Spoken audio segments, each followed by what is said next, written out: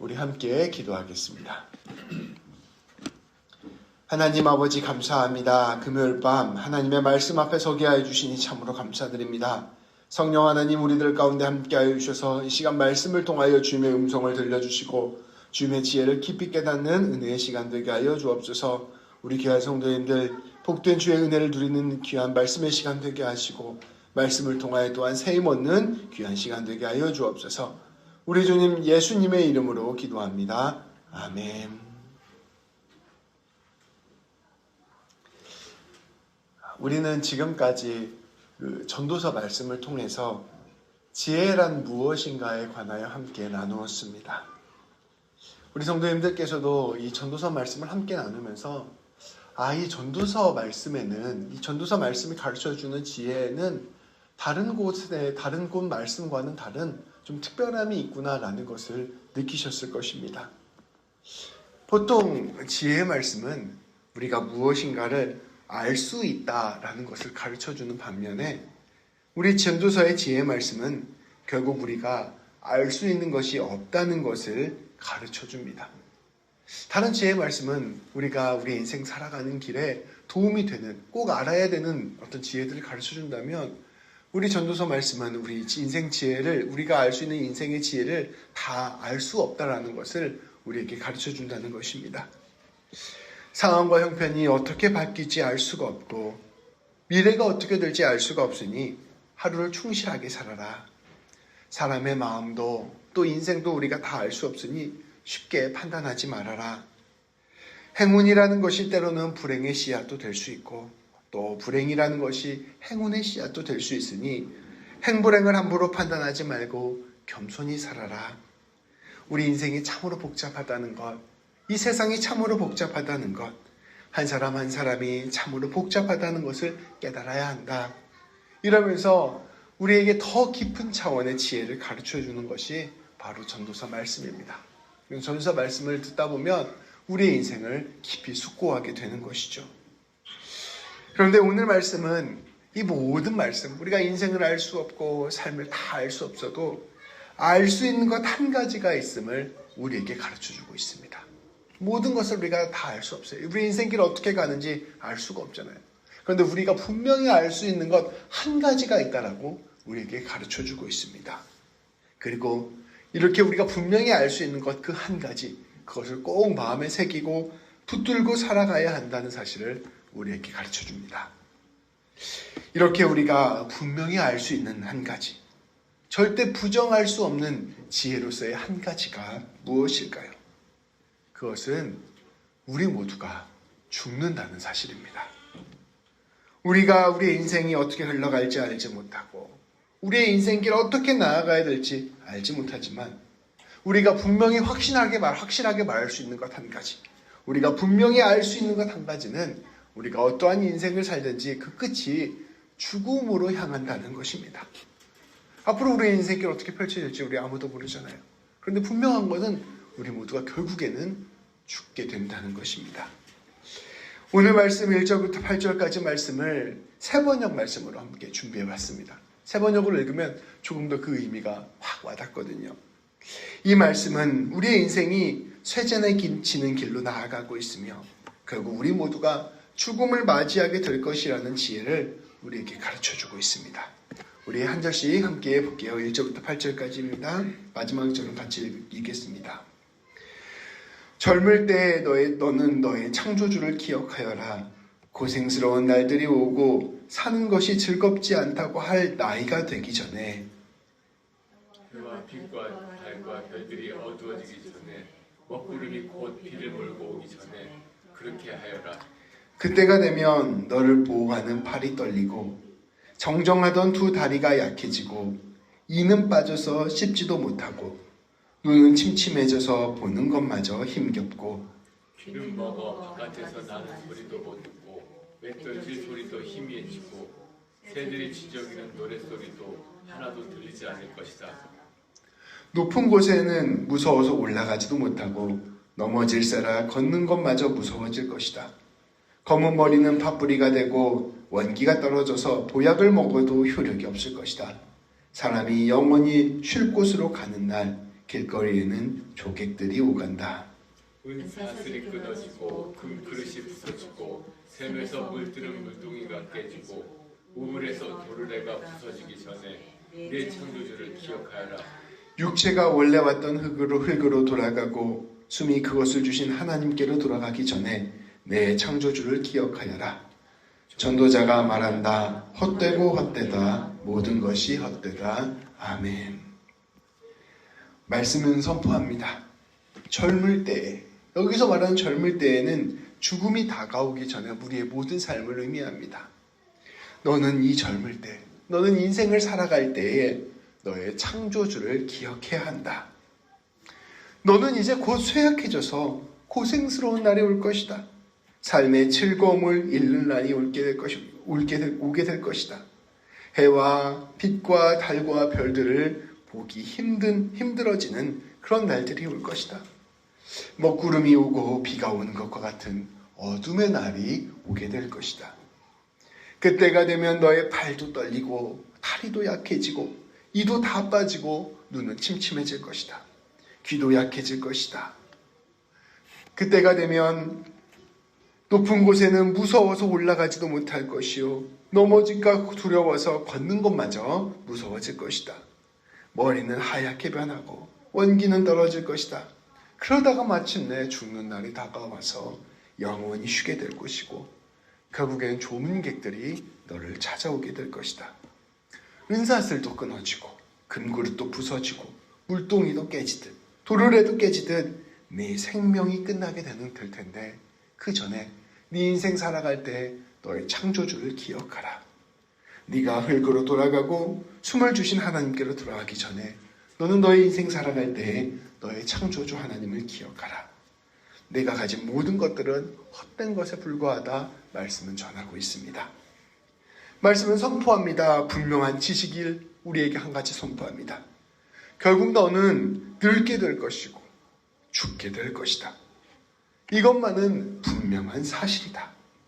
이것을 기억하는 것이 결국 지혜의 시작이요 끝이요 핵심이라는 것을 우리 전도서 말씀은 우리에게 전하고 있는 것입니다. 우리가 이렇게 인생 살아갈 때 영원히 살아갈 것 같지만 결국에 우리가 죽게 된다는 것을 꼭 기억해라 전하고 있습니다. 그렇다면 우리는 어떻게 삶을 살아야 할까요? 결국 우리가 모두 죽는다는 사실을 기억한다면 우리는 이 살아있는 순간을 가장 귀중한 것, 소중한 것으로 채워야 할 것입니다. 그리고 가장 귀중한 것, 가장 소중한 것은 바로 생명과 존재와 영혼의 근원 되시는 우리 여호와 하나님을 기억하고 그 하나님으로 우리의 삶을 가득 채우는 것이 가장 그렇게 사는 것이라 말씀은 전하고 있습니다. 이 짧은 인생에서 죽음을 기억하고 내 모든 인생 영혼을 준비하는 삶을 살기로 결심하는 것, 이것이 바로 가장 값진 인생을 살아가는 것이라 볼 수 있습니다. 젊은 나이에 아마존 원주민 선교에 들어갔다가 순교하신 짐 엘리엇이라는 선교사님이 계십니다. 선교사님이신데요. 그분이 순교하신 뒤에 그분의 일기장을 살펴보았는데 이러한 귀한 글귀가 있었습니다. He is no fool who give what he cannot keep to gain that which he cannot lose. 네. 영원히 잃지 않을 값진 것을 얻기 위하여 결국에 사라질 것들을 지불하는 사람은 지혜로운 사람입니다. 결국 내가 절대 잃을 수 없는 그것 내가 지켜내기 위하여 이제 사라질 만한 모든 것들을 지불하는 사람이 바로 진짜 지혜로운 사람이라는 것입니다. 결국에 모든 것이 사라진다는 것을 아는 사람들은 사라질 것들에 집착하는 삶을 살지 않습니다. 영원한 것이 무엇일까를 생각하며 그것을 위하여, 영원한 것을 위하여 자신의 것을 기꺼이 내어놓는 삶을 사는 것입니다. 내가 이제 죽음이라는 것을 기억하고 죽기 전에 내 모든 삶을 죽음을 준비하는 삶으로 살아야겠다. 내가 잘 죽는 사람이 되어야겠다 결심하고 살아가는 사람이 진짜 지혜로운 사람이라는 것입니다. 영원한 것을 위한 삶, 그것이 바로 우리 전도서 말씀이 우리에게 알려주는 지혜로운 삶입니다. 얼마 전에 척 핀이라는 사람이 돌아가셨어요. 형님 들어보셨나요? 이 할아버지인데요. 척핀이라는 사람이 2023년 10월 9일 날 아주 작은 방 2개짜리, 우리 집 비슷한 집이죠. 방 2개짜리 임대 아파트에서 돌아가셨습니다. 미국 사람인데요. 이 척핀이라는 사람이 엄청 유명한 사람입니다. 이 척핀이는 1931년생 할아버지세요. 아일랜드 이민 노동자의 아들로 태어났습니다. 아버지는 보험사에서 일했고 어머니는 간호사로 일했어요. 그러니까 아주 가난한 집안도 아니지만 넉넉한 집안도 아닌 평범한 집의 아들로 태어났습니다. 그런데 이 어머니 아버지가 굉장히 경건하고 독실한 기독교인이었다고 합니다. 그러니까 어머니 아버지에게 굉장히 많은 영향을 받았어요. 근데 이 사람은 타고난 사업가였습니다. 10대 때부터 크리스마스 카드를 팔고 우산들을 팔고 용돈을 마련했을 정도로 어릴 때부터 돈 버는 재능이 아주 많았던 사람이라고 합니다. 코넬 대학교라는 대학교를 졸업을 했고요. 좋은 학교 나왔죠. 샌드위치 장사로 돈을 벌면서 처음부터 돈을 벌기 시작했고, 또 한국전쟁에서 공군으로 근무하기도 했대요. 근데 이제 그때부터 군함에 술을 팔기도 하고, 그래서 결국에는 29살이 되던 해에 그 DFS 면세점이라는 그 큰 면세점을 창업을 했습니다. 돈을 어마어마하게 벌기 시작했어요. 매년 $10,000,000 이상씩 벌기 시작해서 1970년대 후반이 되면 직원이 5,000명이 되고 연간 $30억 매출을 올렸다고 합니다. 30억 달러, 그때 당시 3조 전에. 그리고 1988년도에는 자산이 $13억 됐대요. 자기 자산이. 그래서 전체 세계 부자 순위 23위에까지 오르게 되었습니다. 근데 이 사람이 뭘로 유명했냐면 이렇게 부자가 됐는데 구두쇠로 유명했습니다. 직원들한테 맨날 이면지 쓰라고 막 화내고 다녔대요. 그럼 이 사람이 얼마나 구두쇠이냐면 경제인 모임을 하잖아요. 경제인 모임들 딱 하고 나면 모임이 끝나기 전에 집에 갔대요. 왜냐면 끝까지 있으면 자기 뭐 돈 내라고 할까봐 돈 안 내려고 집에 먼저 갔다는 그 일화가 있어요. 또 이 사람이 자기 소송 같은 게 걸리면 그 변호사 수임료 깎으려고 변호사랑 막 끝까지 막 붙잡고 막 협상하고 막 이렇게 이제 돈 깎는 구두쇠로 아주 유명했던 할아버지였습니다. 좀 구두쇠 같이 생겼죠. 근데 이제 이 사람에 대한 평가가 어땠냐면 이랬어요. 부자인데 무자비하고 결단력이 있는 사람이다. 무자비하게 결단력 있게 돈 버는 갑부다라는 소문이 그 명칭이 아예 공식적으로 뉴스에 나올 만큼 아주 유명한 구두쇠 할아버지였다고 합니다. 그러던 중에 1997년에 이 DFS 면세점을 매각하는 협상을 벌리기 시작했어요. 근데 그 중에 법정 분쟁이 생겨가지고 이 회계 장부를 압수수색하게 돼요. 경찰이. 근데 압수수색을 했는데 언론에 그게 밝혀져서 난리가 났습니다. 왜냐하면 이 사람이 뉴욕 컨설팅 회사라는 이름으로 15년 동안 2,900회나 돈을 빼돌린 거예요. 그래가지고 $40억 유출된 정황이 발견됐습니다. 그래서 이제 역시 이 구두쇠가 자기 돈을 이렇게 회사에서 빼돌렸다. 이런 이제 사람들이 추측을 하게 됐고 아주 강도 높은 조사가 드러나게 됐죠. 그런데 그 조사 끝에 진실이 드러났습니다. 그 $40억 이르는 4조나 되는 돈이 유출된 그 모든 돈이 전부 다 기부였습니다. 그 모든 돈을 기부했던 거죠. 1982년에 애틀레틱 재단이라는 것을 비밀리에 만들어가지고 자기의 자산의 99%를 기부했던 거예요. 근데 이걸 철저히 비밀로 하고 있어서 아무도 몰랐다가 이 자산 회계 장부가 드러나게 되면서 드러나게 된 것입니다. 자기가 나왔던 코넬 대학교, 또 자기 원래 부모님 고향이 아일랜드였거든요. 아일랜드의 대학교, 또 그 당시 자기가 살고 있었던 동네의 대학교들, 막대한 돈을 기부하고 있었습니다.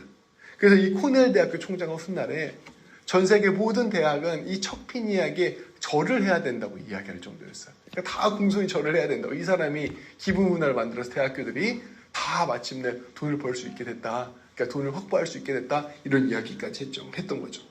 1990년대 중반부터 이게 다 밝혀주면서도 기부를 포기하지 않았어요. 그래서 미국, 아일랜드, 베트남, 남아공 이런 데 막 다 기부하고, 또 개발도상국 어린이들 수술비 제공하고, 또 전염병 퇴치 위해서 기부하고, 그리고 인권단체들 다 기부하고, 그럼 수많은 곳에 기부를 하는데 다 자기 이름이 드러나지 않기를 강력히 요구했다고 합니다. 이 사람이 기부를 해서 대학교에 지은 대학 건물이 100개가 넘는데요. 근데 단 하나도 자기 이름을 달지 않았다고 합니다. 절대 달지 말아라. 이게 이 사람 기부의 철학이었던 것이죠. 그래서 이 사람이 어느 날 이제 나이가 좀 들어서 계산을 했어요. 내가 죽기 전에 내 돈을 전부 다 전 재산을 기부하고 싶은데 기부하려면 어떻게 해야 되냐? 하루에 100만 달러씩 해야 된다. 이 결론을 내린 거예요. 그래서 이 사람이 100만 달러를 매일 기부해서 결국 86세가 되던 해에 자기의 전 재산을 기부하고 그 재산을 해체하게 됩니다. 그리고 이 사람이 기부한 돈이 엄청 막대한 거죠. 근데 이 사람이 기부를 할 때 어머니 말을 항상 기억했다고 합니다. 받는 사람의 부담을 덜어주고 싶다면 절대 자랑하지 말고 드러내지 말아라. 이 어머니가 이웃 사람이 장애가 있어서 움직이기 힘드니까 매일 그 사람을 이동시켜주는 봉사를 했대요. 근데 그 장애 이웃집 사람이 어머니 불편해할까봐 마치 자기가 출근하는 것처럼 해가지고 옮겨주는 봉사를 맨날 했다고 합니다. 그래서 이 사람이 1980년대부터 35년 동안 9조 5천억 원을 기부를 하고 죽을 때까지는 전 재산 80억 달러, 거의 10조 가까이 되는 돈을 다 기부를 하고 돌아가시게 되었습니다. 그래서 마지막에 그 전 재산을 기부하고 200만 달러만 남겨놨어요. 자기 노후를 위한 돈이다 해서 임대 아파트 살면서 그것도 다 사용을 하고, 돌아가실 때에는 10불짜리 시계를 차고 임대 아파트에서 얼마 전에 돌아가셨던 거죠. 이 척피니가 원래 이런 약간 수전노 같은 이미지에서 미국의 기부 문화를 처음 본격적으로 시작하는 거부로 굉장히 유명한 영웅이 되었습니다. 이 사람이 그 기부가 밝혀졌을 때 얼마나 충격적이었냐면 주요 일간지 뉴욕타임즈, 워싱턴 포스트 이런 데 전부 다 일면으로 이 사람 기부를 사람들이 전면으로 이렇게 기사를 낼 정도로 아주 충격적인 사건이었죠. 그래서 빌 게이츠라든지 워렌 버핏이라든지 이런 사람들이 자기 재산을 막대하게 기부하게 된 아주 이유가 이 척피니라는 사람 때문에, 영향력 때문이라고 미국에서는 알려져 있었습니다. 이 사람이 했던 말이 되게 유명한 말들이 많아요. 자기는 돈을 벌기 위해 일하지 않았다. 돈은 내가 일하는 과정에서 자연스럽게 따라온 거다. 돈이라는 것은 다른 사람들 돕는데 사용해야 된다. 돈이라는 것은 매력적이지만 그 누구도 한꺼번에 두 켤레의 신발을 신을 수는 없다. 부유한 죽음은 불명예스러운 것이다. 수의에는 주머니가 없다. 부호 명단에서 빠지고 싶다면 돈을 잃어버리거나 남에게 줘버리거나 죽는 방법밖에 없다. 첫 번째, 나는 돈 안 잃을 것 같다. 그리고 세 번째는 죽고 싶진 않다 아직. 그러니 나는 내 재산을 전부 다 다른 사람에게 나누어 주겠다. 누군가 진정으로 돕는다는 것은 돈만 내고 끝나는 것이 아니라 그들을 끝까지 책임져 주는 것이다. 나는 다른 사람을 도울 때 행복하다. 그리고 돕지 않을 때 불행하다. 이렇게 아주 주옥 같은 명언들을 남기고 자기 전 재산을 다 기부하고 임대 아파트에서 돌아가신 사람이 바로 이 척피니입니다. 이 사람은 이처럼 자신의 모든 것을 기꺼이 내줄 수 있는 삶을 살았습니다. 근데 이렇게 삶을 살 수 있었던 이유가 무엇일까요? 심지어 이 사람은 그 사람들이 막 수전노라고 돈만 나는 아주 그런 구두쇠 같은 사람이라고 막 비난할 때도 이미 막대한 돈을 후원하고 있었어요. 근데 그걸 사람들한테 조금이라도 밝히면 그렇게까지 비난을 안 받을 텐데 끝까지 밝히지 않고 자기가 그런 수전노라고 하는 사람들의 비난을 기꺼운 마음으로 다 받아들였습니다. 이 사람은 사람들의 평판까지도 두려워하지 않았던 것이죠. 이 사람을 참으로 기뻐했던 것이 무엇일까? 그것은 다름 아닌 가치 있는 삶, 의미를 주는 삶이 주는 기쁨이었습니다. 자기가 어차피 죽는다는 걸 다 알았어요. 그러면 이 자기가 가진 모든 것은 결국 다 사라질 것이라는 것을 알기 때문에 이것을 가장 값진 일, 가장 귀한 일, 가장 영원한 일에 마땅한 일로 사용하고 싶다라는 생각이 있었던 것입니다. 더 구체적으로 말하면 사랑하는 삶의 기쁨을 알았던 것입니다. 하나님의 사랑을 알고 그 하나님의 사랑을 바탕으로 내 것 나누어주는 사랑의 기쁨을 이 사람은 알았던 것이죠. 영원한 것은 오직 하나님 한 분뿐입니다. 그런데 우리 하나님께서 당신을 사랑이라고 이야기해 주셨어요. 모든 것을 내어주는 사랑이라고 알려주셨습니다. 그러니까 죽을 수밖에 없는 우리의 인생에서 결국 우리에게 있어서는 의미 있는 삶이란 영원함의 근원이 되시는 하나님과 함께 살아가는 삶인데, 그것은 다른 말로 바꾸면 사랑하는 삶이라는 거죠.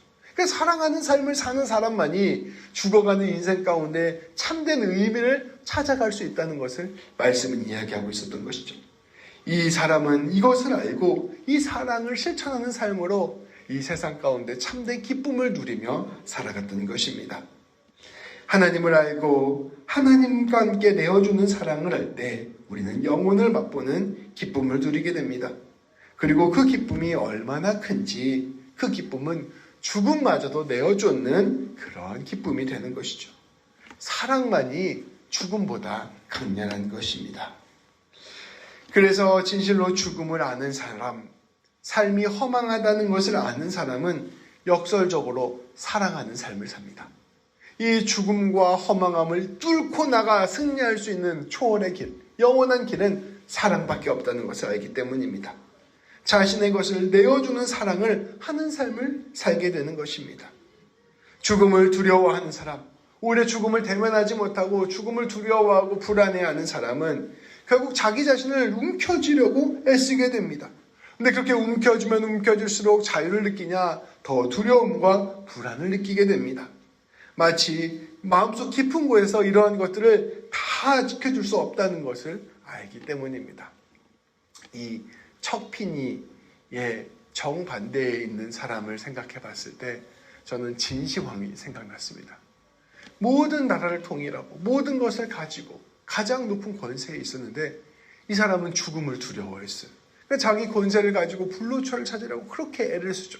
근데 결국 그것도 못 찾으니 화려한 왕궁을 그 무덤을 만들고 또 그 주변에 병마용 큰 것들 막 만들잖아요. 만들어갖고 어떻게 해서든지 자기를 죽음으로부터 벗어나게 하려고 하는 그런 일들에 온 삶을 매진하다가 결국 그 두려움 가운데 죽고 말았습니다. 결국 죽음을 피해보려고 하는 사람일수록 죽음의 두려움을 더 크게 느끼게 되는 것이죠. 내 죽음을 진실로 깨닫고 그 죽음 안에서 내가 삶의 가장 근본적인 의미를 찾아야겠다라고 생각한 사람은 오히려 그 죽음을 담대하게 뚫고 나아갈 수 있는 그러한 사람이 된다는 것입니다. 죽음을 대면한 사람, 죽음을 깨달은 사람은 자기 자신을 내어주는 삶을 삽니다. 삶과 죽음의 주관자인 하나님을 신뢰하고 죽음 넘어마저도 하나님께 의탁하며 오늘 하루를 우리 하나님께서 주신 선물로 받아들이기 때문입니다. 자연스럽게 하나님의 방식인 사랑의 삶을 살며 하루하루를 영원한 삶으로 바꾸어가는 것입니다. 그래서 바울은 이렇게 선포합니다. 우리 같이 한번 봉독할게요. 시작. 나의 간절한 기대와 소망을 따라 아무 일에든지 부끄러워하지 아니하고 지금도 전과 같이 온전히 담대하여 살든지 죽든지 내 몸에서 그리스도가 존귀하게 되려 하려 하나니 이는 내게 사는 것이 그리스도니 죽는 것도 유익함이라. 아멘. 바울은 하나님의 놀라운 사랑을 깊이 깨달았습니다. 그리고 그 사랑에 붙들려서 그 사랑과 함께 걸어갔던 삶입니다. 그렇게 하나님과 함께 살아가니 더 이상 죽음이 두렵지 않은 거예요. 오히려 죽는 것도 유익함이라. 내가 하나님의 사랑 가운데 붙들려 살아가니 내 삶이 곧 생명의 삶이요 죽음까지도 생명으로 뚫고 나가는 삶이 되었으니 나는 죽는 것도 더 이상 두려워하지 않고 오히려 유익하다.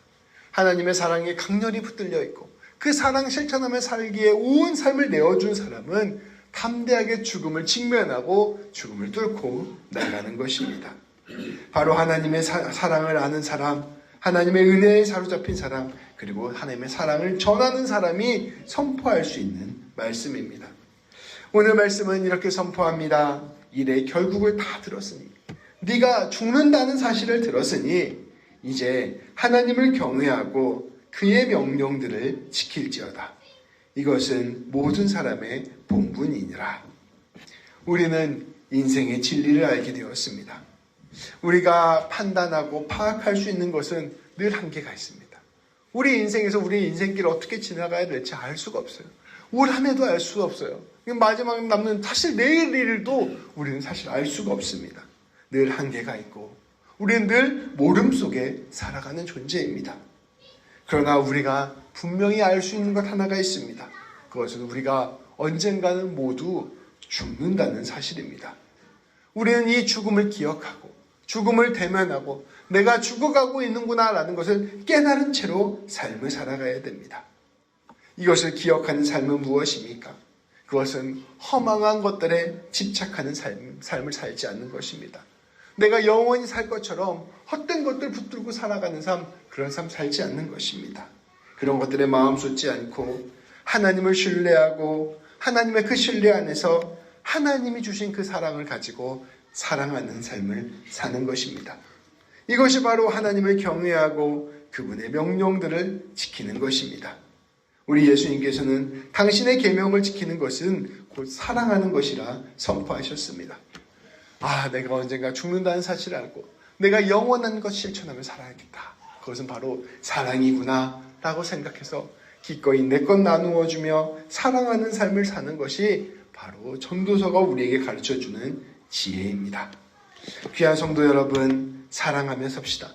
우리 예수님처럼 사랑하며 삽시다. 우리의 것을 내어주며 사랑하며 삽시다.